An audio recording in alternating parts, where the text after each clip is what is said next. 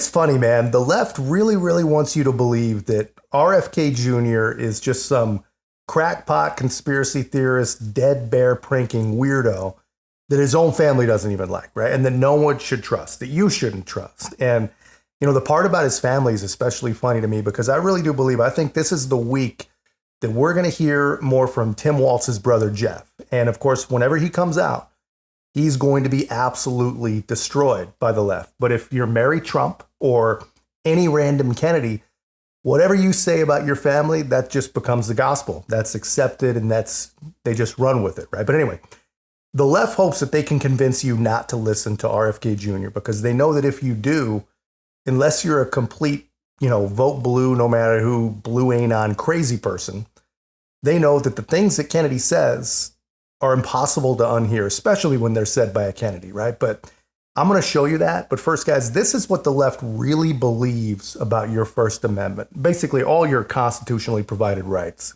I think we need to push back on this. There's no guarantee to free speech on misinformation or hate speech, and especially around our democracy.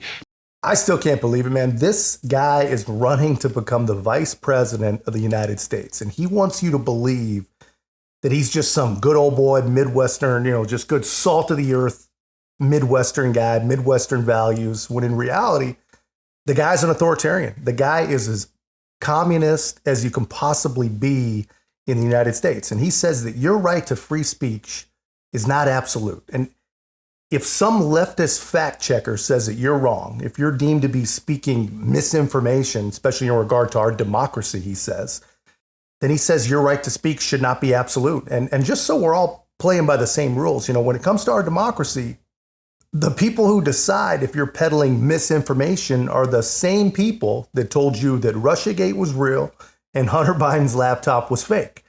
This is what these people are. This is who these people are. And consider that while you listen to what the left doesn't want you to hear Bobby Kennedy say. We're in a very frightening time now where we are seeing the normalization of censorship. I saw this quote that Vice President Harris, vice presidential partner, Tim Walz, Governor Walz, said last year, where he said that the First Amendment is not absolute, that it does not protect misinformation or disinformation. And he is legally wrong there. It does protect that. The First Amendment protects speech, true speech, and it protects lies. Right. It protects good speech and it protects bad speech. Right. It protects all speech. And, they didn't pass the First Amendment to protect speech that everybody likes. They passed it to protect the speech that's inconvenient, that's abhorrent, that nobody wants to hear, that's dangerous. That is the price of democracy. And the fact that we now have political leaders who do not understand this. I remember in 1976, when the entire liberal establishment supported the ACLU in defending the right of Nazis to march through a neighborhood in Skokie, Illinois that was largely populated by Holocaust survivors. Correct. And everybody was appalled by what their message was. We also understood we had to be we had to be willing to die for their right to say things that were abhorrent.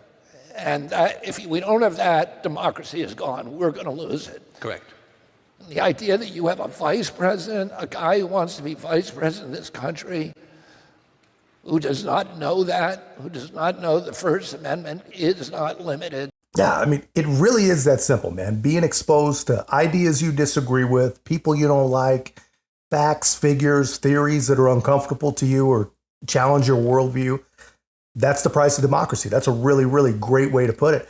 And here's the thing, man. We shouldn't have to have this conversation, man. 20 years ago, it would have been the most cliche of cliche things to say that the First Amendment protects unpopular speech.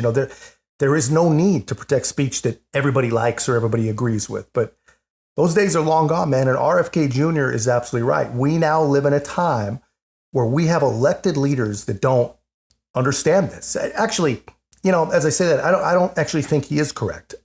I don't think that these people misunderstand the First Amendment at all or misunderstand what free speech is. I think that they pretend to believe that it's okay to silence uncomfortable opposition. I mean, they're pretending to be doing these horrible things for all the right reasons, right? They know full well that what they're advocating for is wrong, but they also know that their entire worldview is even more wrong than that, and that they have to silence people or they'll never be able to get away with it.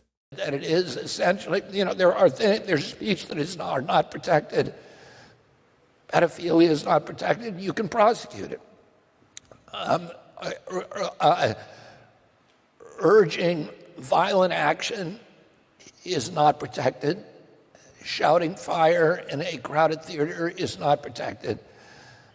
But Judge Louis Brandeis said that otherwise speech is protected. And Louis Brandeis said that the remedy for bad speech, the remedy for lies, is not censorship, is more speech. It is the marketplace. And that, if we don't understand that, we will lose democracy for sure. So simple truths, man. I mean, the remedy of lies it's not to silence the lie. It's truth. It's more truth. More speech defeats wrong speech. Better ideas defeat bad ideas.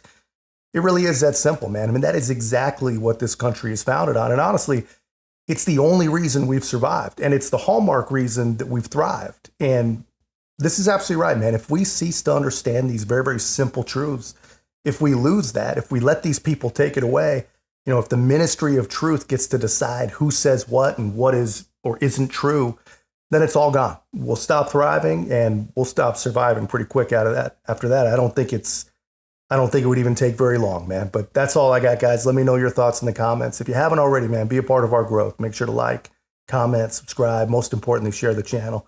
I'll see you in the next one.